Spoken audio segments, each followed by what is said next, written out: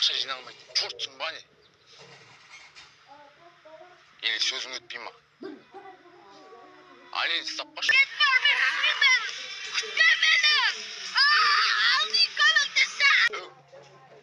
Сен мені не үшін лақтырып кеттің? Не тұрсың? Аза. Өтірік төпет етпеші. Инспектор сен маған қарсы жазған заявлениеңді оқып бер. Оқып берді.